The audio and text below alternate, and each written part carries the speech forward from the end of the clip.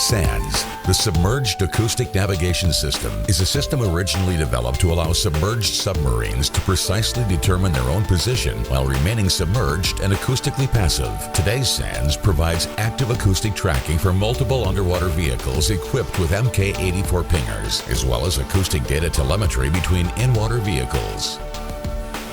The U.S. Navy has bought and used SANS for fleet minefield training, Virginia-class submarine test and evaluation, and is currently being integrated as the in-water component of the PMRF Portable Underwater Tracking System.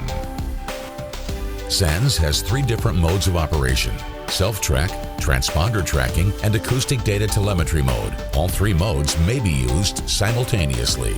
In the SANS self-track mode, a submarine computes its own precise position with GPS-like accuracy relative to an ocean bottom anchored beacon.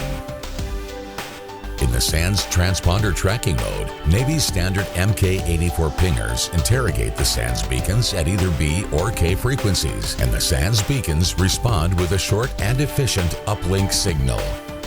The photograph in the upper right was taken during the November 2016 Putter integration test at the Pacific Missile Range facility, Barstow Range. SANS acoustic data telemetry capability was originally developed for the PMRF Portable Underwater Range and enables low data rate acoustic communications between any undersea or surface vehicles that have a reliable acoustic path to a beacon.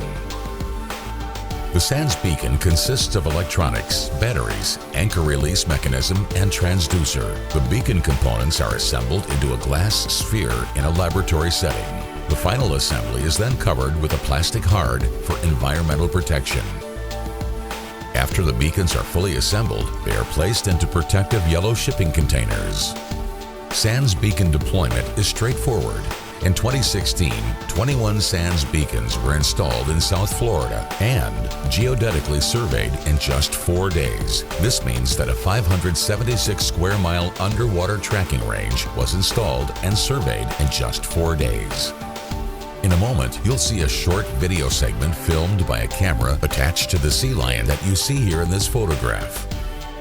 This video offers a rare opportunity to see a SANS beacon on the ocean floor. The objects in the upper part of the screen are part of the instrumentation attached to the sea lion. The SANS beacon appears as a dark gray shape. If you look closely, you can see the tether line that connects the buoyant SANS beacon to an anchor weight on the sea bottom. The tether line in this installation is about 15 feet in length. After SANS beacons are deployed, their geodetic position on the ocean floor is calculated using an acoustic survey process. This video segment shows a pinger pole attached to the side of a ship performing a survey of SANS beacons. On the top of the pinger pole is a GPS antenna. After both acoustic and GPS data have been collected for all SANS beacons, the data is reduced to yield the precise geodetic position of all SANS beacons. At this phase of the SANS operational life cycle, the beacons have been deployed and surveyed and are now ready to track a submarine. This video is a replay of a submarine track on a screen, exactly as it would appear in real time on board the submarine.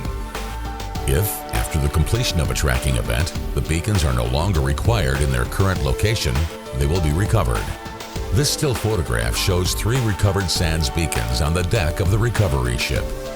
To summarize, the SANS operational life cycle consists of the steps depicted on this slide: assembly, shipment, deployment, survey, real-time submarine-based track, and finally, recovery.